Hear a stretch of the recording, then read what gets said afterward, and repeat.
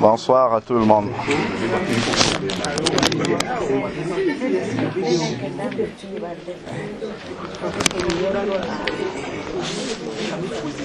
Bonsoir à tout le monde.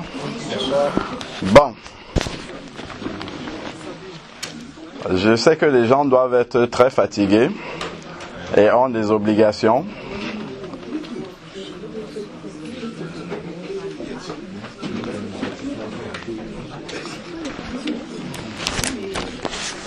Je vais juste lire dans la parole de Dieu parce que si je donne mes propres paroles, les paroles d'un homme vont toujours s'envoler et les paroles d'un homme ne sont jamais fidèles parce que je peux dire quelque chose aujourd'hui, demain je dis autre chose.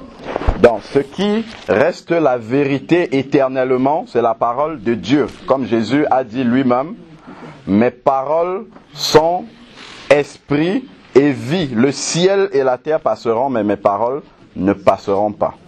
Donc pour nourrir notre âme, ce n'est que la parole de Dieu qui peut avoir une réponse justement à toutes les questions que nous pouvons nous poser, comme dans l'événement que nous sommes en train de traverser. Effectivement, il y a beaucoup de questions qui fusent dans notre tête, mais seule la parole de Dieu peut donner une réponse certaine, fidèle, sûre.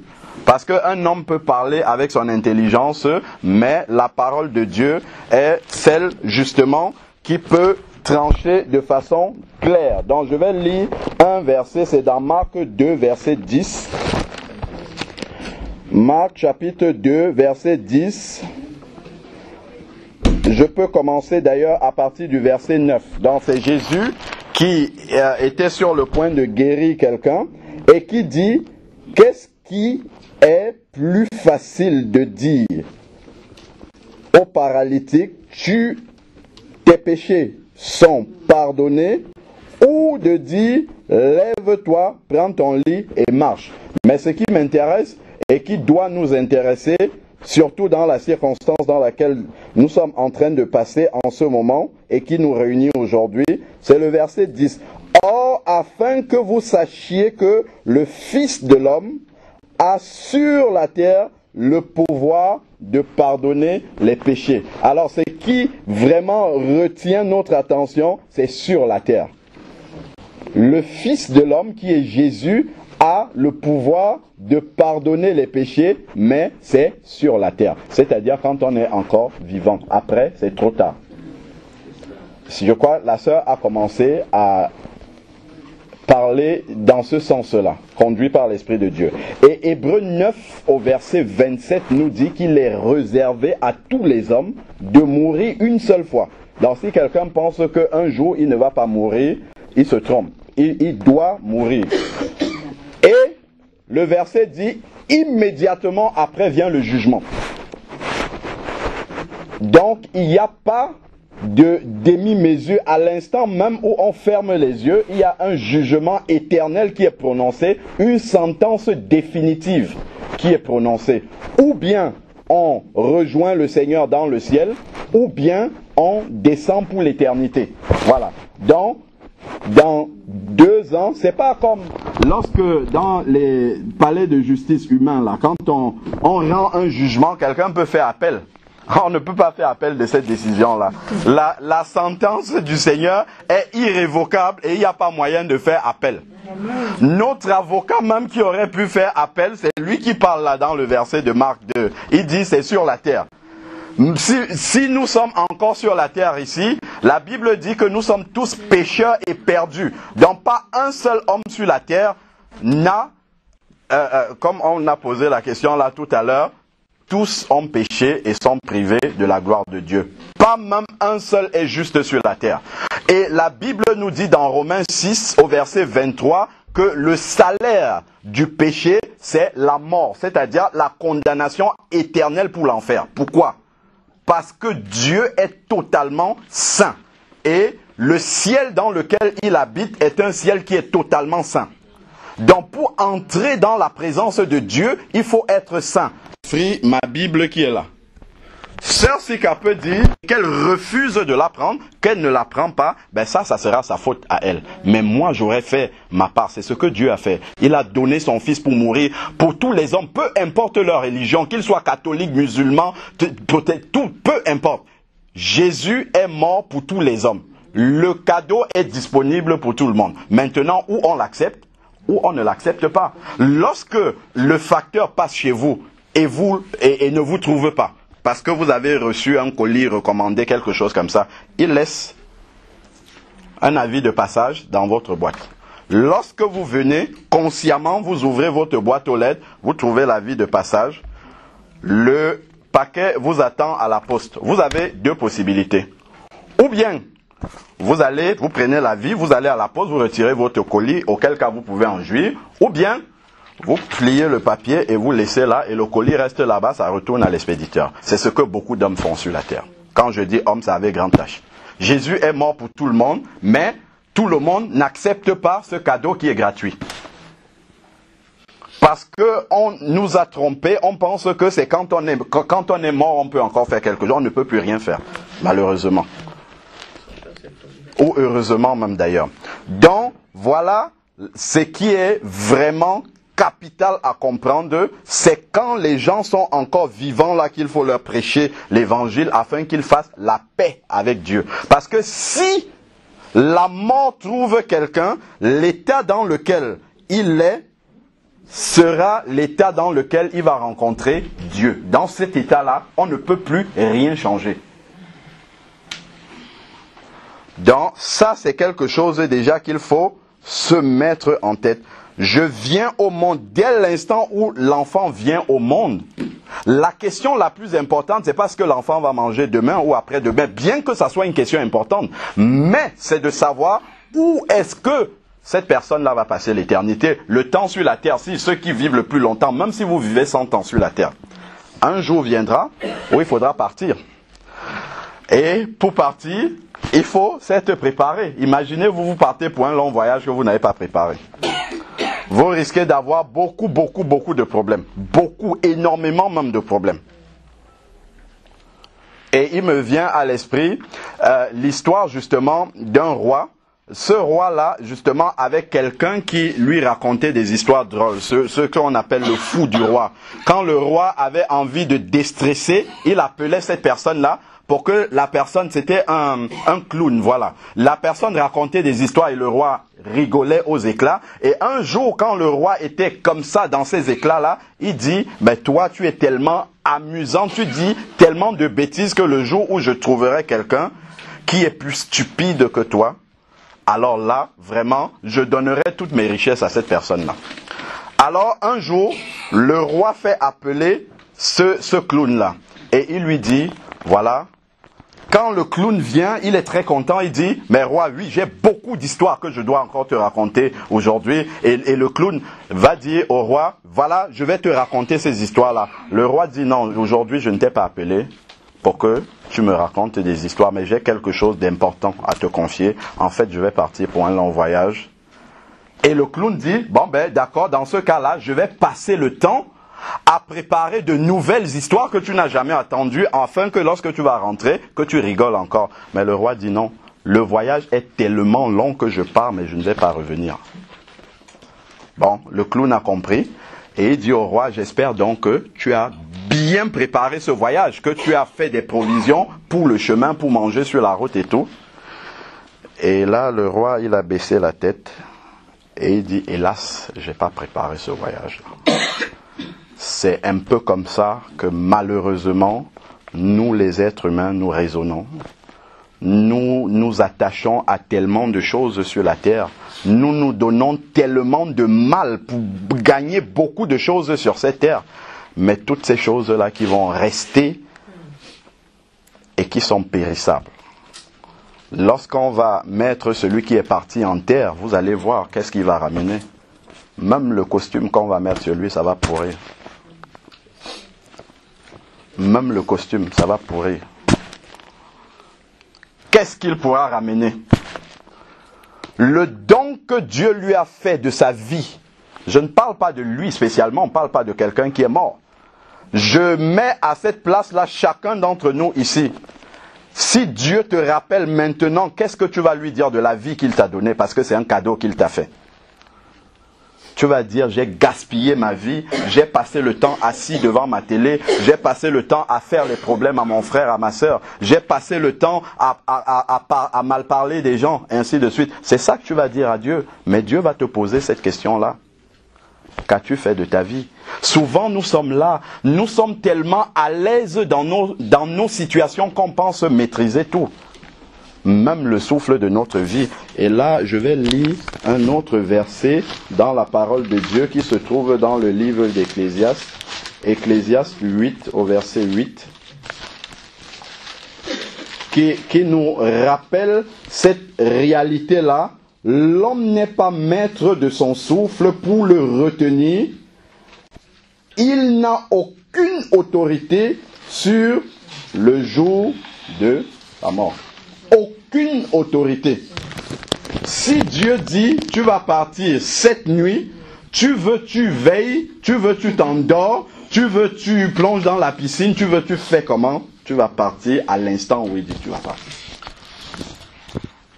Et c'est là où l'homme réalise sa misère, parce que c'est la mort qui vient éclairer justement la condition misérable de l'homme. Parce que quand nous sommes vivants, la bouche parle, et on pense qu'on a l'autorité, le pouvoir. On n'a le pouvoir sur rien du tout. C'est Dieu qui décide de ces choses. On peut engueuler Dieu tant qu'on est vivant. Tu n'existes pas. Si tu existais, tu aurais fait ci, tu aurais fait... Mais quand tu es couché là, lève-toi et engueule Dieu.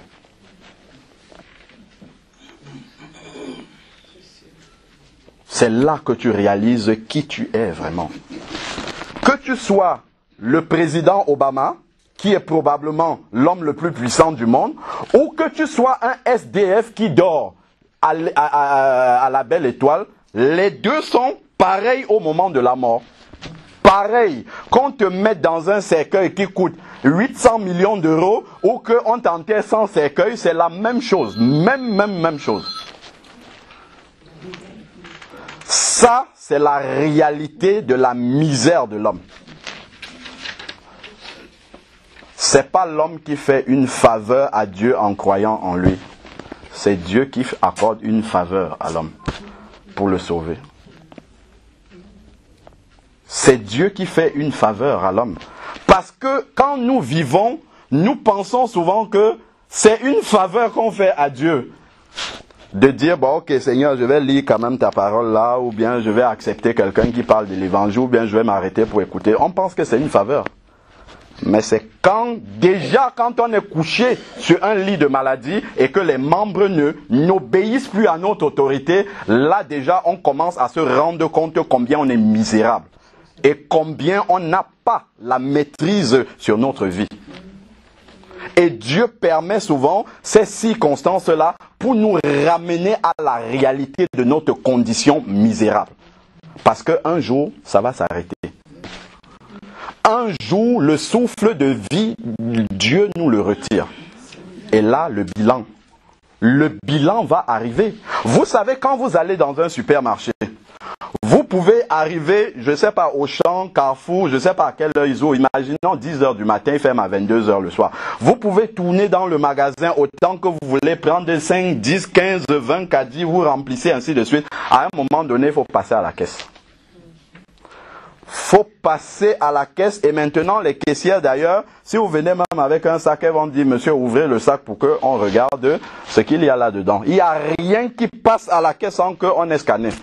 Et effectivement, rien de notre vie ne va sortir comme ça dans la présence de Dieu sans qu'il ne dise qu'est-ce que tu as là dans ton caddie. Donc, sachant que il viendra un moment où il faudra présenter le caddie avec nos courses à Dieu. Qu'est-ce qu'il y a dans ton caddie aujourd'hui? Si Dieu dit c'est aujourd'hui que tu me présentes ton caddie, qu'est-ce qu'il y a dedans? Qu'est-ce que tu vas lui dire? C'est la question que nous devons nous poser. La parole de Dieu nous dit dans Jean 3, verset 36, Jean chapitre 3, verset 36, je vais essayer de faire très vite pour nous amener directement à la réalité Jean 3, verset 36. Celui qui croit au Fils a la vie éternelle. Celui qui se confie au Fils, celui qui ne se confie pas au Fils n'aura pas la vie, mais la colère de Dieu, c'est-à-dire le jugement éternel de Dieu demeure sur lui. Et croire au Fils, c'est quoi? C'est pas une acceptation intellectuelle que Jésus existe. Mais cette acceptation-là doit transformer notre vie quotidienne. Chaque jour, quand je pose un acte, je dois me rendre compte que l'acte que je pose, Jésus va juger ça. Tout acte, je crois, c'est Ecclésiaste qui nous le dit. Ecclésiaste 12, au verset 14, nous dit cela, que chaque œuvre que nous accomplissons devra venir, voilà, car Dieu fera passer toute œuvre en jugement au sujet de tout ce qui est caché, soit bien, soit mal. Chaque chose, chaque élément, chaque chose dans notre caddie va devoir passer devant le Seigneur. Et la toute première chose pour que quelqu'un soit sauvé, puisqu'on a dit que nous sommes tous des pécheurs perdus, qu'est-ce qu'il faut? Il faut que ces péchés soient pardonnés. Si ces péchés ne sont pas pardonnés, il faut qu'il paye pour ses propres péchés. Bien. Lorsque nous disons « Notre Père qui est aux cieux, que ton nom soit sanctifié », ainsi de suite, après on dit « Pardonne-nous nos offenses, comme nous pardonnons aussi à ceux qui nous ont offensés. » C'est-à-dire, pardonne-moi de la même manière que moi aussi je pardonne à ceux qui m'ont offensé. En quelque sorte, nous disons à Dieu « Fais comme moi-même je fais. » D'accord? Donc, si je n'ai pas pardonné à mon prochain, qu'est-ce que Dieu fait? Il fait comme moi, tout simplement. C'est moi-même dans ma prière qui lui demande de faire comme moi. Donc, il fait comme moi. Et s'il ne me pardonne pas, le salaire du péché, c'est la mort, c'est l'enfer. C'est la séparation éternelle d'avec Dieu. C'est ça la réalité. Donc, le tout premier article que Dieu regarde dans le caddie de quelqu'un qui arrive à lui parce qu'il est décédé, on a bien dit, hein, Hébreux 9, 27, il est réservé aux hommes de mourir une fois après quoi vient le jugement. Donc à l'instant où le jugement est prononcé, la première chose qu'il regarde dans ton caddie, est-ce qu'il y a des personnes à qui tu n'as pas pardonné? C'est la toute première chose qu'il regarde. Parce que sans ça, on ne peut même pas regarder autre chose. Si tu n'as pas pardonné, ça veut dire que tous les péchés que tu as dû confesser là, ça n'a pas été pardonné. Ton ardoise de péché est entière devant toi et Dieu dit pour un seul péché tu dois aller en enfer. Donc la sentence est réglée. Ça commence par le pardon à son prochain. C'est le premier élément d'abord. Avant même d'accepter Jésus comme Seigneur et Sauveur, il faut commencer par pardonner à ceux qui vous ont offensé. Sinon après ça ne sert à rien de venir demander à Jésus de nous pardonner. Il ne va pas le faire. C'est sa parole qui le dit. Et il nous a avertis déjà avant. Et pour justement recevoir Jésus comme Seigneur et Sauveur dans sa vie, c'est déjà de réaliser ce qu'on vient de dire là, notre condition misérable de pécheur. Parce qu'il n'y a pas de juste sur la terre, pas même un seul. Une fois qu'on a réalisé cela, Dieu a un plan pour nous sortir de là parce qu'il nous aime. Et ce plan-là, c'est d'abord de faire le nettoyage complet dans notre cœur. Ce que la Bible appelle la repentance. Parce que Dieu viendra, lorsqu'on l'accepte, faire sa demeure en nous. Il va venir habiter au travers de son esprit à l'intérieur de nous. Mais Dieu, qui est Esprit Saint, ne peut pas venir habiter dans un cœur souillé. Ça ne peut pas se faire. Le Saint-Esprit est saint, donc ne peut pas habiter dans un endroit souillé. D'où il faut faire la propreté.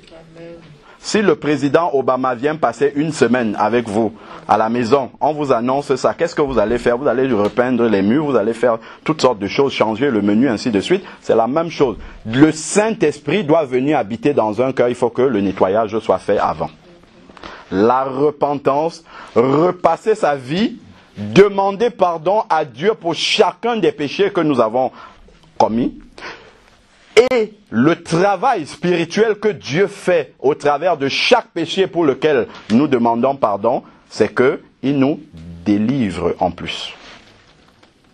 Si nous avons eu des liens ancestraux de famille et tout ça qui pèsent sur nous des malédictions, c'est au moment où on se repent que Dieu les sectionne, il les coupe. Et nous ne sommes plus liés à cela. C'est pour ça qu'après, il va dire, si quelqu'un est en Christ, il est une nouvelle créature. Toutes les choses, pas certaines choses, toutes les choses anciennes sont passées et voilà, toutes choses sont devenues nouvelles. Donc, la clé de la conversion pour rencontrer Dieu, c'est d'abord la repentance, demander pardon pour nos péchés. Et lorsque nous demandons pardon à Dieu pour nos péchés, Dieu peut nous envoyer voir des personnes que nous avons offensées pour leur demander pardon. C'est le premier travail. Si quelqu'un sort d'ici et qu'il veut se préparer pour lorsque ça va lui arriver, ce pourquoi nous sommes là, c'est la première chose à faire. Demander pardon à Dieu pour nos péchés. Pardonner également à ceux qui nous ont offensés.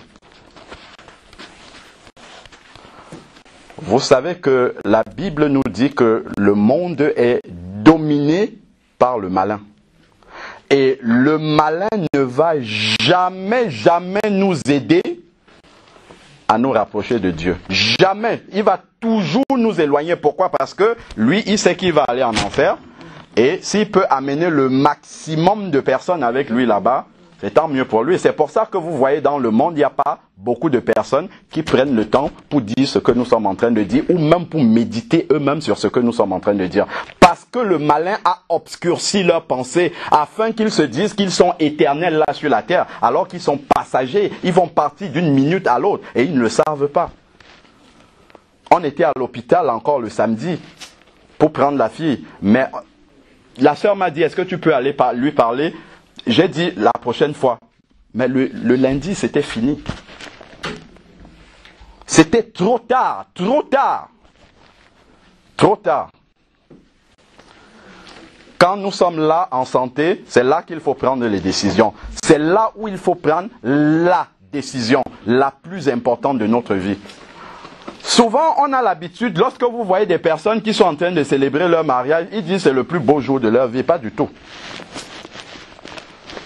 Le plus beau jour de notre vie, pour celui qui est là, c'est quand il meurt. S'il a fait la paix avec Dieu, bien sûr. Parce que c'est là où il va rencontrer son Créateur. C'est là où il va entrer dans la félicité. Mais par contre, s'il n'a pas fait la paix avec Dieu, ça sera le pire jour de sa vie. En fait, le début même des pires jours de sa vie. Parce que ça va continuer. C'est pas juste une rencontre ponctuelle comme ça. Donc, si nous ne demandons pas pardon à Dieu pour nos péchés, sachons que ce qui doit nous arriver arrivera effectivement lorsque nos yeux vont se fermer. Je finis complètement en nous remettant les idées en place avec Luc 16. Et je vais m'arrêter là-dessus. Et juste la lecture de cette histoire va nous permettre de rentrer chacun avec quelque chose de très précis sur la vie. C'est très très simple, c'est un court passage, mais qui nous ramène sur la réalité même de la vie. Luc 16, verset 19. Il y avait un homme riche qui était vêtu de pourpre et de fin lin et chaque jour menait une vie joyeuse et brillante. Donc aux yeux des hommes, aux yeux de l'humanité, il avait totalement réussi. Seulement, la réalité des hommes n'est pas la réalité de Dieu. Nos sens nous renvoient une réalité qui n'est pas celle de Dieu. Il faut faire très attention. Notre jugement humain nous amène justement à juger charnellement les choses, mais ça, c'est pas la réalité de Dieu. Regardons, avançons et on va voir ce qui va révéler la réalité de Dieu. Alors, suivons. Il était riche, il menait une vie brillante et joyeuse chaque jour. Ça, c'est très important. Chaque jour, c'est-à-dire que toute sa pensée était concentrée à vivre cette vie joyeuse-là sur la terre. Cette vie brillante-là. Ne pensant pas que un jour, tout ça va s'arrêter. Pensant qu'il a la maîtrise sur son souffle de vie et sur tout ce qu'il est en train de faire. Continuons. Verset 20. Un pauvre couvert d'ulcères du nom de Lazare était couché à son portail. Donc il y avait un pauvre qui était là.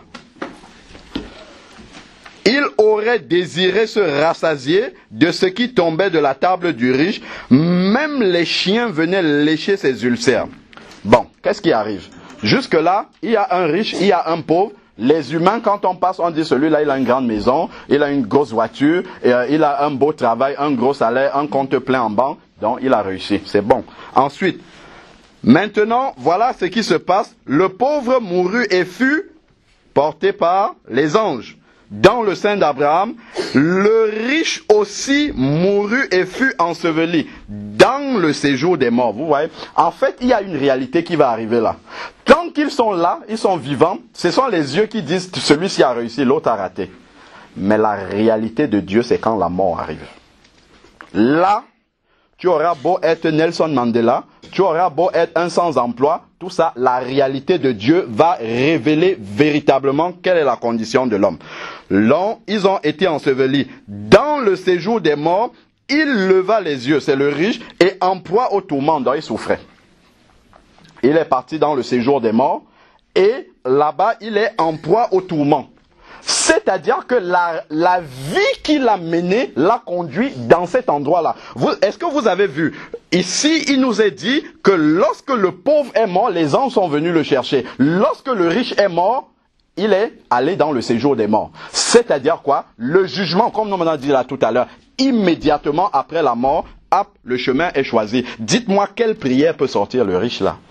Pas du tout. Tout ce qu'on fait là, c'est perte de temps. C'est du folklore, ce qu'on est en train de faire, la prier pour qu'il nous pardonne. Celui qui est mort là, si on devait lui pardonner, c'est quand il était vivant. S'il devait nous pardonner, c'est de son vivant. Maintenant, c'est fini. Terminé. C'est ça. La Bible nous dit, c'est dans 2 Timothée 3,16, que toute écriture est inspirée de Dieu, utile pour corriger et enseigner. Seule la parole de Dieu est la vérité. Un homme ne peut pas dire autre chose. C'est la parole de Dieu qui nous dit, effectivement, personne ne peut dire ce qui se passe dans le séjour des morts parce qu'il n'y a pas été. Seul Jésus peut nous dire, parce que Jésus était Dieu manifesté en chair. Lui, il nous dit clairement ici que lorsqu'ils sont morts, chacun a pris sa direction. Et la direction de chacun est fonction de la vie qu'il a menée sur la terre. Lazare, malgré sa pauvreté, ne s'est pas plaint. Il est resté confiant en Dieu et il a hérité du ciel. Le riche a passé toute sa vie à mener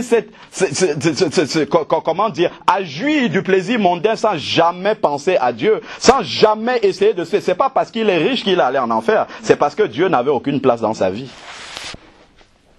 Il n'avait pas fait la paix avec Dieu. Et voilà la réalité qui se manifeste au moment de la mort. Et ce qui est intéressant ici, c'est que, lisons un peu la suite. Il vit de loin Abraham et Lazare dans son sein. Il s'écria, Père Abraham. Qu'est-ce que ça veut dire? Ça veut dire que sa mémoire est encore là. Tu es dans le séjour des morts en proie au tourment et toute la conscience de ces moments-ci où on est en train de t'annoncer l'évangile et ton cœur résiste, ça est en train de passer. Si j'avais su, seulement si je savais, j'aurais accepté.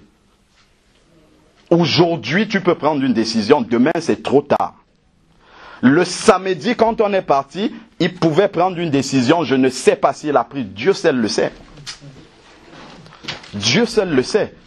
Maintenant, on peut parler ici, c'est pour ceux qui respirent encore.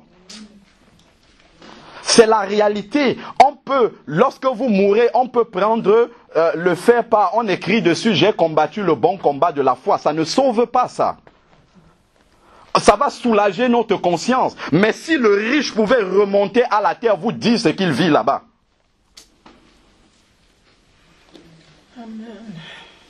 S'il pouvait revenir dire ce qu'il vit maintenant.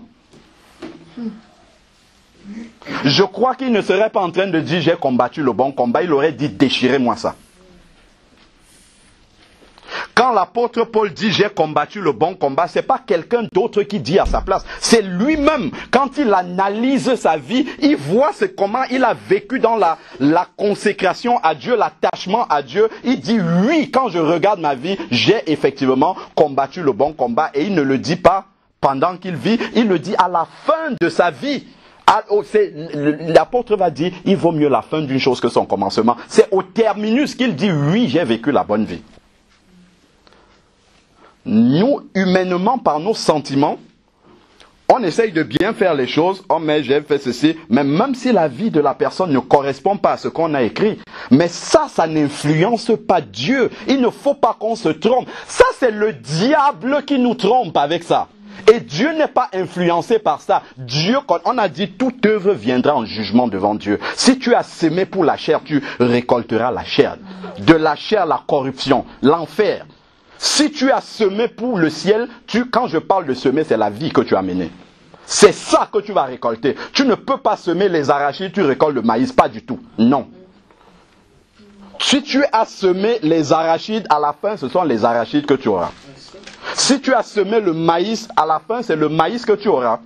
C'est pas autre chose. Ça ne ment pas. C'est pile ou face, c'est blanc ou noir. Ou c'est le ciel ou c'est l'enfer. C'est pas au milieu. Il n'y a pas de purgatoire. C'est là, du vivant, là on choisit où est-ce qu'on veut aller.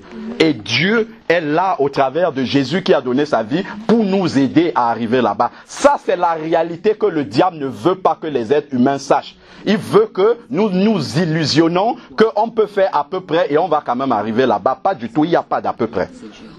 Où on accepte Jésus et on marche avec lui, l'apôtre Paul va dire, j'ai annoncé la repentance et la conversion avec la pratique des œuvres dignes de la repentance. C'est-à-dire avec la transformation et le changement de vie qui va avec. Si avant j'étais un voleur, j'arrête de voler. Si avant j'étais un adultère, j'arrête. Si j'étais un fornicateur, j'arrête. Si j'étais, je sais pas moi, un fraudeur, j'arrête de le faire. Et là, ça prouve réellement que j'ai accepté Jésus. C'est ça, croire en Jésus. C'est pas seulement dire avec la bouche je crois en Jésus, mais ta vie est toujours aussi misérable. Tu ne pardonnes pas aux gens, tu insultes les gens, tu colportes ainsi de suite. Non, ça tu te trompes toi-même. Quand la mort va venir, ça sera comme le riche là. Tu vas voir qui tu es vraiment dans la glace de Dieu. Ça ne sera pas dans la glace des hommes. Ça sera dans la glace de Dieu. Tu vas voir vraiment qui tu es. Même si les hommes s'asseyent ici, ils t'applaudissent, ils disent voilà une vie. Non, Dieu ne dit pas ça. Dieu dit ce que tu as vraiment vécu. Parce que chaque chose, chaque acte qu'on fait sur la terre, Dieu le conserve en mémoire. Et il va nous faire redérouler le film de notre vie. Et nous-mêmes, nous allons dire stop, arrête, ne fais plus passer ça. J'ai tellement honte de cette vie. La Bible nous dit dans Romains 3, au verset 19, que toute bouche sera fermée devant Dieu. Devant Dieu, tu ne vas pas prendre une feuille et commencer un long discours pour t'excuser. Pas du tout, tu ne pourras pas. Parce que toi-même, devant la réalité de ta vie, tu vas dire, je mérite d'être condamné à l'enfer. Parce qu'on m'a présenté ce salut qui était gratuit et je vois ma vie misérable, j'ai rejeté ce salut-là. Ça, c'est la vérité de l'évangile. Ça, c'est ce que le diable ne veut pas que les hommes entendent quand ils sont vivants. Mais cet évangile éternel-là, ils l'entendront quand même, mais ça sera trop tard. Trop tard. Si je pouvais revenir une seule minute pour changer les choses, non, c'est trop tard. On ne rattrape pas ça. Et on ne fait pas appel au jugement de Dieu. C'est fini, c'est éternel. Il vaut mieux qu'on dise ça aux gens quand ils sont vivants et qu'ils soient choqués et qu'ils prennent de bonnes décisions, plutôt que de les mentir et qu'ils soient perdus pour l'éternité. Ça, il faut faire un choix. Moi, je préfère qu'on me dise la vérité, même si ça me dérange, et que je sois sauvé à la fin. Amen. Ça, c'est la vérité, ça. Amen. Alors, continuons. Je finis là. Il s'écria, Père Abraham, bon, pour qu'il trempe le bout de son doigt dans l'eau et me rafraîchisse la langue. Voilà le riche qui avait toutes ses richesses. Où sont ses serviteurs là? Où sont toutes ces servantes qui lui ramenaient de l'eau? Où est sa carte bleue là qui marchait à chaque fois? Là, il n'y a plus ça ici là. Là, on est devant la réalité de Dieu. Car je souffre dans ces flammes. Je souffre immédiatement après la mort. Je souffre dans ces flammes-là. Abraham répondit, mon enfant, souviens-toi. C'est-à-dire dans le séjour des morts, la conscience peut se souvenir de ce qu'on a accompli sur la terre. afin que notre propre conscience nous témoigne qu'on mérite d'être là où nous sommes. Le jugement de Dieu est juste. Dieu ne juge pas injustement les hommes. La vraie justice de Dieu est impartiale. C'est pas comme le jugement des hommes où on peut faire des erreurs. Dieu ne fait aucune erreur. Donc voilà ça qui est dit ici. Ensuite, souviens-toi, tu as reçu tes biens pendant ta vie. Le bien le plus important que nous avons, c'est le souffle de vie. La bouche qui peut dire oui Jésus, je t'accepte et je marche avec toi. Voilà ça. C'est là. De ton vivant, c'est ce qui est dit ici. Hein. De ton vivant. Pendant ta vie, tu as reçu ça. Et de même, Lazare a eu des maux. Maintenant, ici, il est consolé et toi, tu souffres. Parce que tu avais fait ton choix. Et maintenant, à un moment donné, il faut payer l'addition. En plus de tout cela, verset 26, en plus de tout cela, entre nous et vous, il se trouve un grand abîme afin que ceux qui voudraient passer d'ici vers vous, donc du ciel à l'enfer, vers vous, ne puissent pas le faire, et d'ici vers vous, ne puissent pas le faire, et qu'on ne parvienne pas non plus à vous. Vous savez que sur la terre, quand Dieu regarde sur la terre, il voit des hommes et des femmes. En fait, il voit deux catégories de personnes. Il y en a qui sont sauvés, qui sont sur le chemin du ciel, et d'autres sont perdus, en fonction de s'ils ont accepté et marchent avec Jésus ou pas du tout. Cette réalité-là est déjà vraie pendant que nous sommes vivants là. C'est juste la mort qui va amener ça pour que nos yeux réalisent cela. Mais, pendant qu'on est vivant, il y a quand même un pont entre le monde de ceux qui sont sauvés et de ceux qui ne le sont pas. C'est la croix de Jésus. Mais une fois qu'on meurt, Jésus enlève sa croix et l'abîme est là. Il n'y a plus la croix, il n'y a plus le pardon des péchés. Il a dit dans Marc 2, verset 10, le Fils de l'homme a le pouvoir de pardonner les péchés sur la terre. Donc c'est maintenant qu'on peut partir des ténèbres à la lumière, partir de la perdition au ciel de Dieu, pendant la vie. Après, c'est trop tard. Alors, maintenant, continuons. Le riche dit, je demande donc, Père, d'envoyer Lazare dans la maison de mon père, car j'ai 5 frères, qu'il leur apporte son témoignage afin qu'ils ne viennent pas aussi dans ce lieu de tourment. Maintenant que le riche réalise que là où il est, il ne peut plus jamais sortir de là, il se souvient de ceux qui sont encore vivants. Et curieusement, il a de bons sentiments maintenant pour ceux qui sont vivants, mais c'est trop tard. C'est trop tard. Maintenant qu'il réalise sa condition, il veut qu'on aille parler à ceux qui sont encore vivants afin qu'ils ne viennent pas dans ce lieu-là. Il pense qu'on peut encore faire quelque chose. Mais ce que Abraham va lui dire, c'est vraiment ce que nous devons savoir tant que nous sommes encore vivants. Qu'est-ce que Abraham lui dit? Abraham lui répondit, ils ont Moïse et les prophètes qui les écoutent. C'est-à-dire que nous avons la parole de Dieu. C'est suffisant. Ce que je suis en train de dire là, de la part du Seigneur, c'est largement suffisant pour faire son choix. On n'a pas besoin d'autre chose. On n'a pas besoin qu'un mort revienne nous dire quelque chose. Pas du tout. La parole dit, si tu as semé pour le ciel, tu iras au ciel. Si tu as semé pour la terre, tu descendras. C'est tout. C'est largement suffisant pour faire son choix. On n'a pas besoin d'autre chose. La Bible dit, si tu entends sa voix, n'endurcis pas ton cœur. Aujourd'hui même, si tu penses, si tu crois, d'ailleurs, Dieu a donné la conscience à chaque être humain qu'il sache dans sa condition là, si Dieu le prend aujourd'hui, il sait là où il va aller. Dieu a mis ça, chacun sait. S'il doute pendant une seule seconde, c'est qu'il sait ce qu'il doit corriger. Donc, si tu sors d'ici, je sais qu'à la porte là, le malin viendra et puis il va enlever cette parole que je suis en train de prononcer de la part du Seigneur. Mais sache une chose, c'est que n'attends pas 2 minutes, n'attends pas 1 minute. Si tu dois rencontrer Jésus, sache que demain, ça peut être trop tard. Cette nuit même, Seigneur, j'ai entendu parler de toi, je ne veux pas me lever demain en ayant le doute par rapport à mon éternité.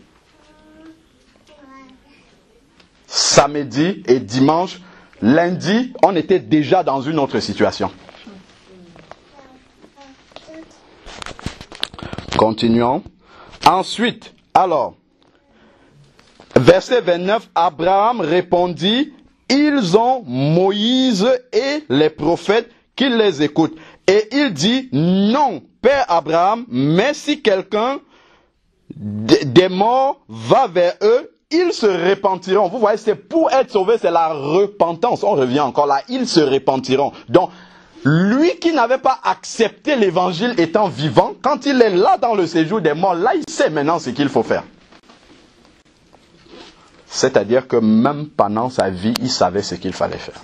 Il savait qu'il fallait se repentir, il ne l'a pas fait. Mais dans le séjour des morts, il prêche même l'évangile. Il dit, ils doivent se repentir. C'est ce qu'il aurait dû faire avant. Maintenant, il ne peut plus le faire. Et Abraham lui dit, s'il n'écoute pas Moïse et les prophètes, c'est-à-dire si tu ne fais pas ce que la parole de Dieu dit, Jean 1 au verset 12 dit, à ceux qui l'ont reçu, la parole de Dieu, elle a donné le pouvoir de devenir un enfant de Dieu, c'est-à-dire de faire la paix avec Dieu. C'est pas le fait d'avoir une carte de membre dans une assemblée qui fait que tu es un enfant de Dieu. C'est pas le fait que tes parents soient enfants de Dieu qui fait que tu sois un enfant de Dieu, pas du tout. C'est pas parce que ta tante prie, ta grande sœur prie que tu es, pas du tout. Tu dois avoir une rencontre personnelle avec Dieu. Parce que lorsqu'on va te mettre en terre, ta tante, ton père, ta mère, tous ça vont se mettre à côté de la tombe et tu vas partir seul. Même la femme enceinte, on enlève l'enfant. Chacun prend son chemin. Parce que tu vas rencontrer Dieu seul, tu dois accepter aussi Dieu toi-même personnellement. Ça, c'est la réalité. Alors, verset 31, et Abraham lui dit, s'il n'écoute pas Moïse et les prophètes, c'est-à-dire si tu n'acceptes pas la parole de Dieu, ils ne se laisseront pas persuader, même si quelqu'un ressuscitait d'entre les morts. Amen. Donc même si quelqu'un qui a été là-bas vient se mettre ici, il parle de ça, les gens ne se repentiront pas quand même. Jésus est ressuscité il y a déjà combien de temps? 2000 ans. Il y a beaucoup de gens là dehors qui ne croient pas que Jésus est ressuscité. Jésus est revenu d'entre les morts, il a parlé, on a les paroles ici, mais les gens ne croient pas. Donc même si un mort revient ici, il parle, les gens choisiront toujours le chemin qu'ils ont décidé de prendre. Amen. Et ça ne sera pas la faute à Dieu. Donc quand nous sortons d'ici, il y a un papier qui a circulé là, qui dit comment rencontrer Dieu dans la simplicité. C'est le résumé de ce qu'on a dit. Mais ce passage-ci, méditons bien là-dessus pour revenir à la réalité de la condition humaine. Amen. Seigneur Dieu Tout-Puissant, Père, je veux te bénir encore pour ces moments de partage de ta parole que tu nous as donnés. Seigneur, merci parce que tu nous rappelles encore la misère de notre condition, Seigneur Père. Merci parce que tu nous rappelles ces paroles-là tant que nous avons encore le souffle de vie, Seigneur Dieu, et nous savons que tu ne le fais pas en vain. C'est parce que, Seigneur Dieu, tu appelles tous les hommes en quelque lieu qu'ils soient, Seigneur Dieu, qu'ils aient à se repentir, parce que tu as prévu un jour pour le jugement. Tu ne veux pas que les hommes viennent en jugement devant toi, Seigneur Dieu, mais tu veux que chacun, Seigneur Dieu Tout-Puissant, puisse accéder à la vie, Seigneur Père. Tu nous rappelles encore dans cette parole, oh Seigneur Dieu, quelle est vraiment la souffrance. Seigneur Père, nous pensons que la misère pendant notre vie est grande, mais après nous voyons que c'est encore pire, Seigneur Dieu Tout-Puissant.